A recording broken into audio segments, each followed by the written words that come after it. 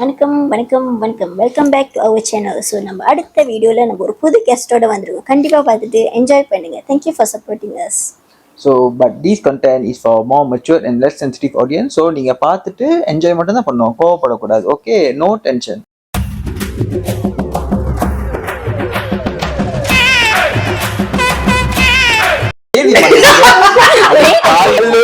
Hi வணக்கம். Yes, நம்ம channel பேர் என்ன? சொல்லு.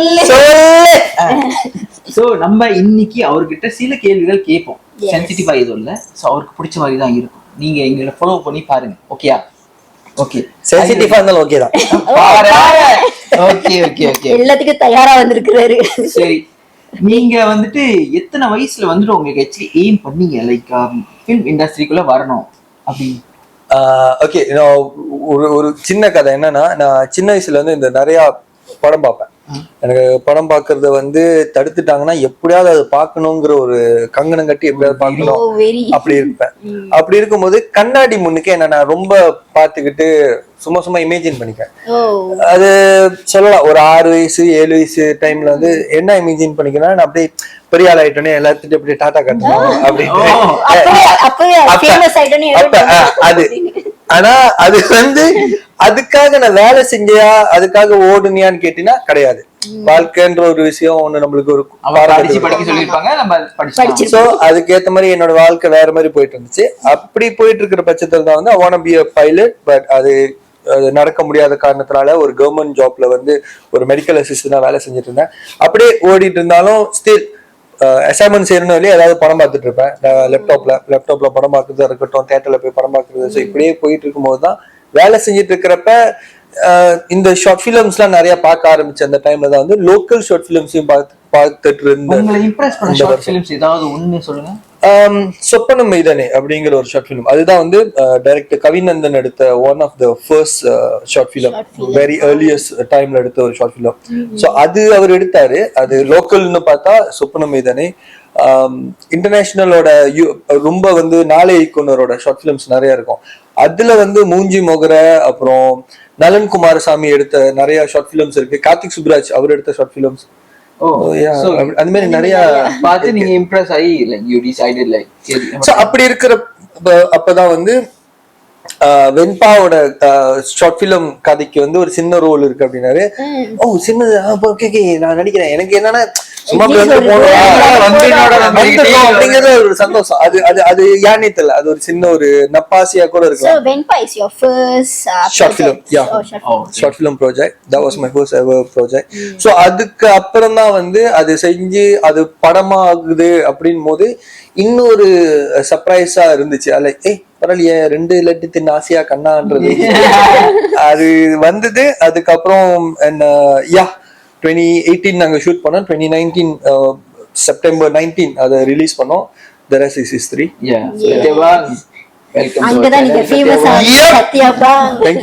Thank you.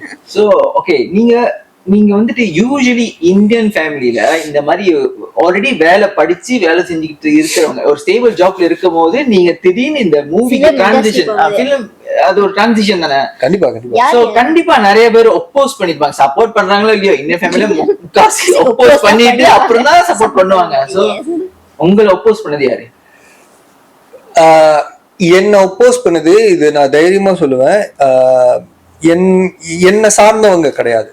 என்ன ஒப்போஸ் பண்ணது not your family, not my family, seriously. Really? Yes, my parents, both my parents. அதுலயும் அப்பாலாம் வந்து அப்பாவை பத்தி உங்களுக்கு தெரியும், he's a policeman and then ரொம்ப ஸ்ட்ரிக்ட் policeman.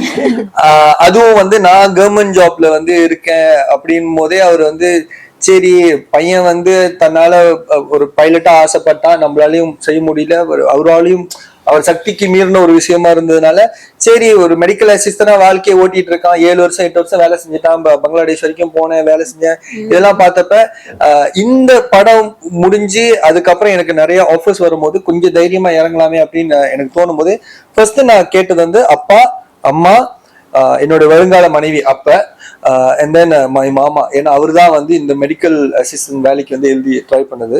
ஸோ இவங்க 4 பேர்கிட்ட கேட்கணும்னு இருந்தேன். இதுல வந்து பேரண்ட்ஸ் 2 பேர்த்துல யாராவது ஒரு ஆள் வேணும்னு சொன்னா கூட I will still continue to my job as usual. அதிர்ஷ்டவசமா எல்லாரும் okay okay, ட்டாங்க. okay. அப்ப எனக்கு ஜாலியா இருந்துச்சு. போஸ்ட் பண்ணதா என்ன மத்தவங்க வெளியில சொந்தம், சரி நம்ம இப்படி ஒரு மத்த சொந்தம் ஒப்போஸ்ன்றதை தாண்டி ஒரு பய கலந்த ஒரு கேள்விதான் கேட்டாங்க. என்னது கவர்மெண்ட் ஜாப் விட்டுட்டியாப்பா, என்னப்பா அது வந்து நார்மல் அந்த ஒரு பயம் இருந்துச்சு. கவர்மெண்ட் கவர்மெண்ட் ஜாப், ஆமா என்னப்பா கவர்மெண்ட் ஜாப்,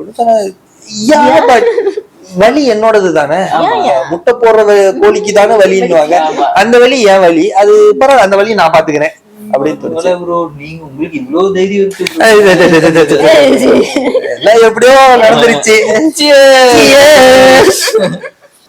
உங்க மூவி பத்தி பேசணும், சொல்லுங்க. Hero friend.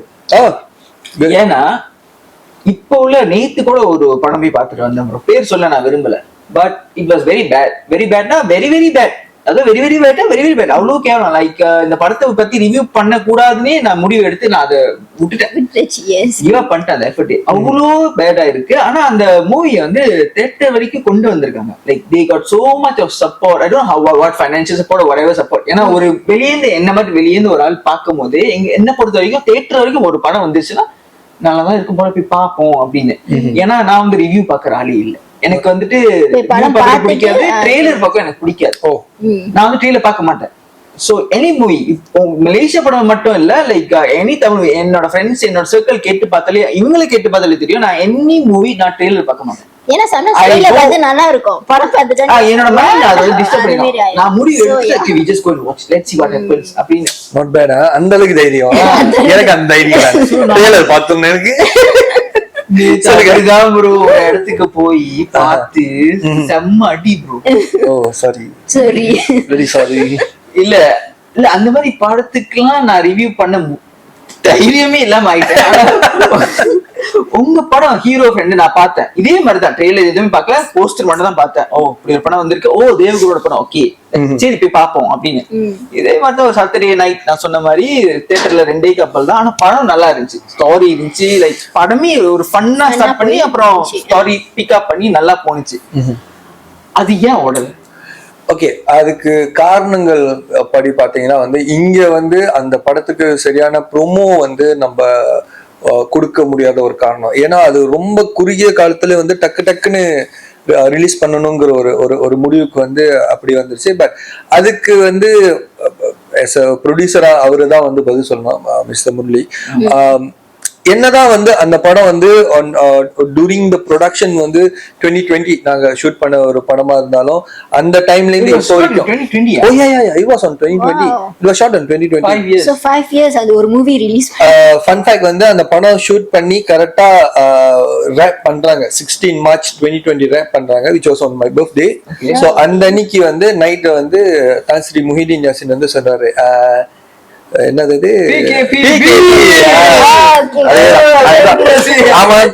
அந்த பிகேபி சொன்னாரு, முடிச்சு விட்டாங்க அவ்வளவுதான், முடிச்சு சாம்பார் ஆப் எனக்கு.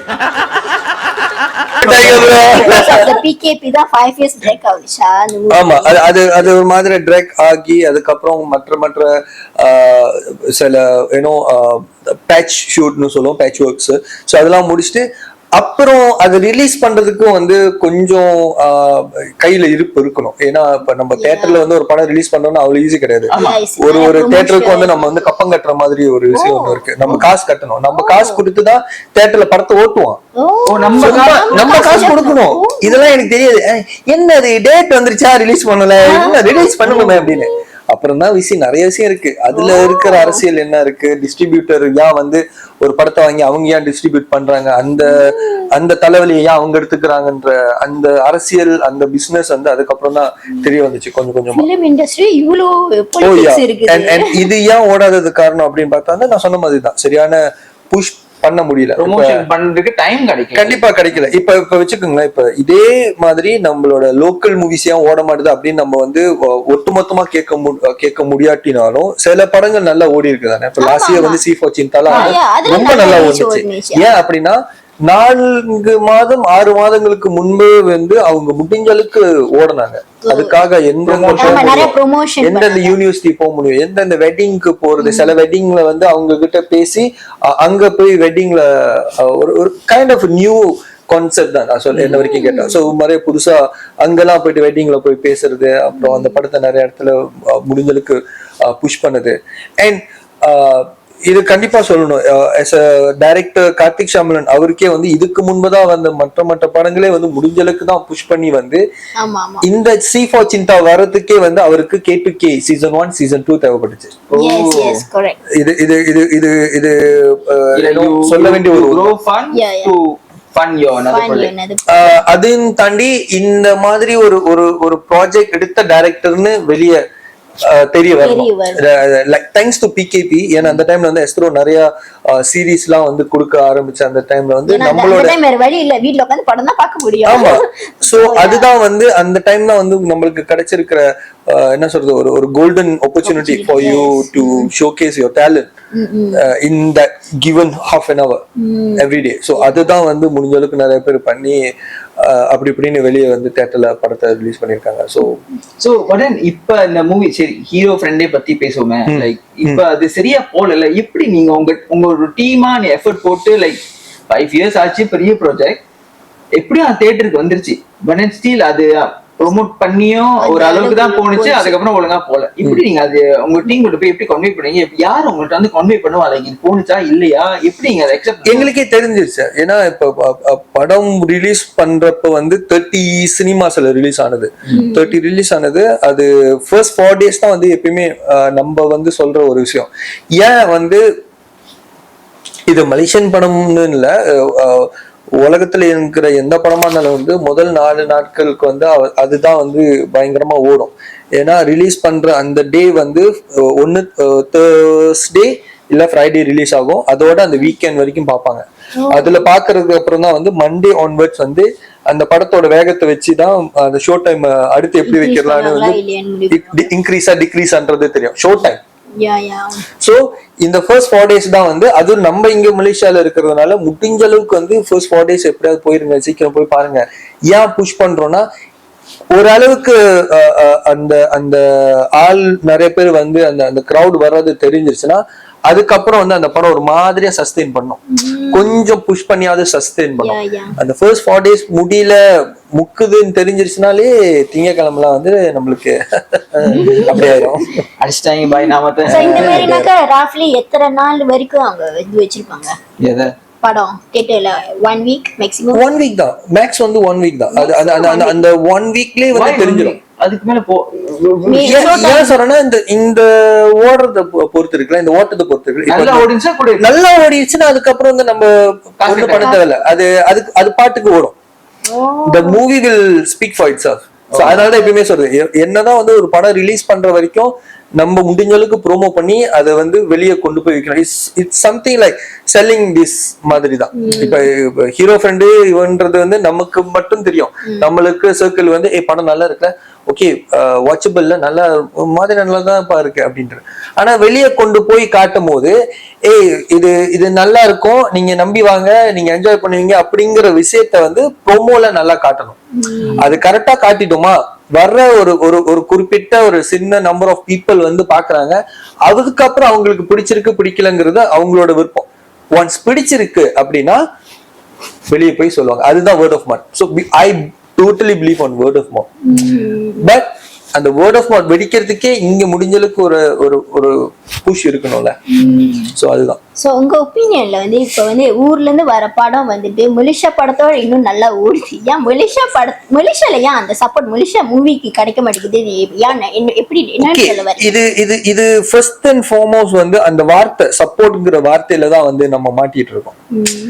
இப்ப ஊர்ல இருந்து ஓகேலா, I mean I shouldn't say the word Hollywood, Tollywood or Bollywood, any movies அங்கேருந்து வரும்போதே வந்து யாருமே வந்து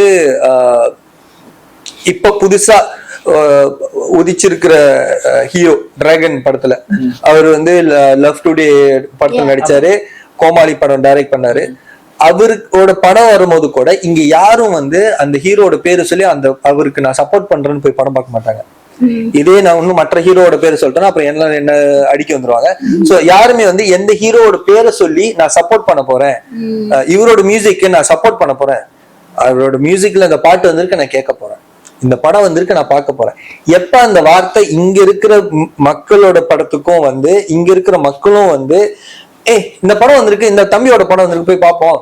இந்த டைரக்டர் எடுத்த படம், இவர் மன்மது புல்லட்ஸ் டைரக்டர், அவர் எடுத்த இந்த படம் போய் பார்ப்போம் அப்படின்ற வார்த்தைய பார்ப்போம்னு வரும்போதுதான் இங்க எல்லாமே மாறும். நம்ம எப்ப சப்போர்ட் பண்ணுவோம், இல்ல இந்த படம் வந்து நம்ம போய் சப்போர்ட் பண்ணுவோம் சொல்ற வரைக்கும் இங்க எதுவும் மாறாது. ஆனா இங்க முக்கவாசி சப்போர்ட்ன்ற வார்த்தை மட்டும்தான் போய்கிட்டே. அதனாலதான் நான் எங்க போனாலும் என் படம் ரிலீஸ் பண்ணும்போது கூட தைரியமா சொல்லுவேன், சப்போர்ட் பண்ணாதீங்க, வந்து பாருங்க. அதுக்கு கூட வந்து நான் இப்பயும் சொல்றேன், உங்களை இப்பயே வந்து பாருங்கன்னு உங்களை யாரும் வந்து வற்புறுத்த கிடையாது. ட்ரெய்லர் இருக்கு, ட்ரெய்லர் பாருங்க, டீசர் இருக்கு, டீசர் பாருங்க. உங்களை வந்து அதை இம்ப்ரெஸ் பண்ணிருக்கா முடிவு பண்ணுங்க. பிகாஸ் எண்ட் ஆஃப் தி டே இங்க எல்லாரும் சொல்லுவாங்க, படம் எடுக்கிறது எவ்வளவு கஷ்டம் தெரியுமா அப்படின்னா, அந்த 20 வெள்ளி கட்டி தியேட்டருக்கு வராங்களே, அந்த 20 வெள்ளிக்கு எவ்வளவு கஷ்டப்பட்டிருப்பாங்க. அந்த 20 வெள்ளிக்கும் அந்த 2 ஹவர்ஸ்க்கும் அவங்க எவ்வளவு கஷ்டப்படுறாங்க. அந்த 2 ஹவர்ஸ் வந்து நம்மளுக்காக அவங்க ஸ்பெண்ட் பண்றாங்களே, அப்ப அந்த கஷ்டமும் எவ்வளவு முக்கியமானது. அப்ப அதை நம்ம வந்து வேல்யூ பண்ணணும். சோ இங்க அங்க போய்கிட்டு இது பணம் இருக்குது எவ்வளவு கஷ்டம், அந்த பேச்சுக்கே இடம் இல்ல. அவங்க காசு கொடுத்து வராங்க, அவங்க கஷ்டத்துக்கும் நம்ம புரிஞ்சிருக்கணும். அவங்களுக்காக தான் பணமே எடுக்கணும். எக்ஸாக்ட்லி. இல்லன்னா நீ இதை எடுத்துட்டு உனக்குள்ளே வச்சுக்கோ, எதுக்கு நீ வெளியே வர? பிகாஸ் ஆர்ட்ங்கிறது வந்து நம்ம கையில இருக்கிற வரைக்கும் தான் அது ஆர்ட். வெளியே கொண்டு போயிட்டுன்னா அது பிசினஸ்.